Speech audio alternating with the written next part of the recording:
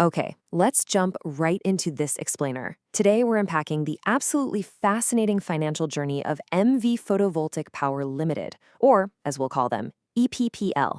If you've been tracking India's green energy sector, you already know the stakes are incredibly high right now. But honestly, the sheer scale of EPPL's recent financial transformation, it's something we literally have to explore. And to really understand why this solar energy company is making such massive waves, you just need to look at this one metric, an 89% jump in net profit for the financial year ending March 2026, right? We're talking about hitting over 1,080 crore rupees in net profit, up from just 369 crore the year before. I mean, that kind of exponential growth practically leaps right off the balance sheet. So how exactly did they pull this off, and what risks are lurking around the corner as they scale? Here's our roadmap for this explainer. First, a powerful rating upgrade. Second, the IPO deleveraging effect. Third, we'll look at orders, operations, and margins. Fourth, their next big CapEx bet. And finally, number 5, navigating solar market risks. Moving right along to Section 1, a powerful rating upgrade. Back in January 2026, the credit rating agency ICRA upgraded EPPL's long-term rating from an A- to an A stable. Now, you might be wondering, why does this actually matter? Well, an upgrade like this is essentially a massive green light from the financial world. It signals a dramatically improved financial risk profile. And, for a company operating in a highly competitive, super capital-intensive industry like solar manufacturing, getting that stable stamp of approval is a huge strategic advantage. It basically means the market views them as a safe pair of hands. Let's move to Section 2, the IPO deleveraging effect. So, what actually triggered this newfound financial health? The main catalyst was their initial public offering in November 2025. EPPL went straight to the markets, raised a whopping 2,900 crore rupees, and immediately took about 1,621 crore of that to prepay a massive chunk of their existing term loans. Talk about a clean slate. And this perfectly illustrates what we can call the IPO effect. Just look at this drop. Their debt-to-operating profit ratio absolutely plunged from 2.8 times in FY25 down to a ridiculously comfortable 0.2 times in FY26. It's literally the corporate equivalent of paying off your entire mortgage overnight. Their interest coverage ratio also shot up to over 8 times, instantly transforming them from a heavily indebted manufacturer into a cash-rich powerhouse. All right, Section 3, orders, operations, and margins. So, the balance sheet is clean, right? But what does the actual operational engine look like? Well, how about 12,781 crore rupees?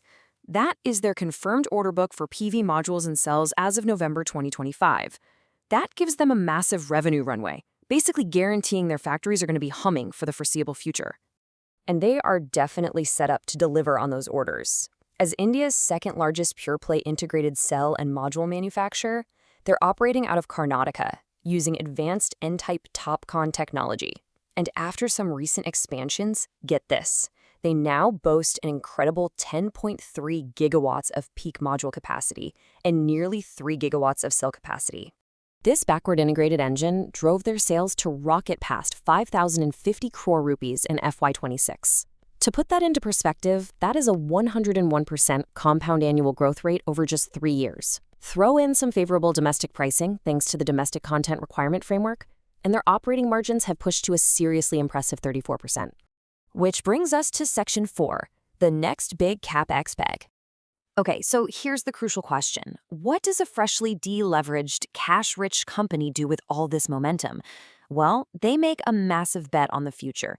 EPPL is planning a brand new 6-gigawatt integrated cell and module facility in Devanahalli by the first half of FY28. They're aiming to push their total targeted capacity to over 16 gigawatts for modules, clearly looking to dominate both domestic and international markets.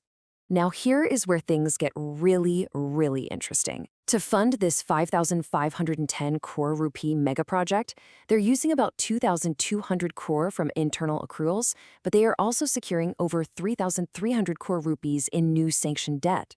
Think about the irony there for a second.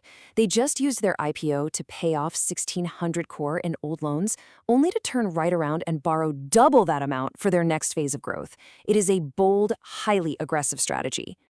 Finally, Section 5, navigating solar market risks. With an expansion that aggressive, we have to look at the objective business realities here.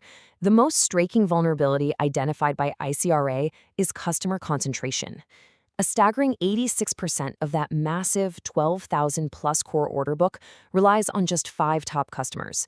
We're talking big names, sure, but if even one of those projects faces an execution delay on the client side, it could severely throttle EPPL's revenue. That's a lot of eggs in very few baskets. And impartially speaking, they also face some pretty stiff industry-wide headwinds. The solar sector is brutal, guys. EPPL relies heavily on imported raw materials, which exposes them to severe price and foreign exchange volatility. Plus, solar tech evolves at breakneck speed. There's this constant threat that rapid technological changes could render their brand new manufacturing lines obsolete, all while they're facing extreme domestic competition. Now, ICRA does note that EPPL currently has adequate liquidity to weather immediate storms. They've got around 1,760 crore in cash reserves and some really healthy advance payments from customers. But honestly, the tightrope they are walking is all about execution. Everything hinges on them avoiding time or cost overruns while building that new 5,500 crore rupee facility. Because if that project gets delayed, that 3,300 crore rupee debt burden is going to feel very heavy very quickly. So, what's the bottom line here? EPPL has clearly proven they can build a highly profitable integrated solar engine. But as they aggressively scale to meet this explosive global demand, the big question is, can their operational excellence safely support this massive debt-fueled vision for the future? Or is the solar market just moving too fast for even the most well-funded players? It's a fascinating corporate balancing act, and it's definitely one that's going to shape the green energy landscape. What do you think?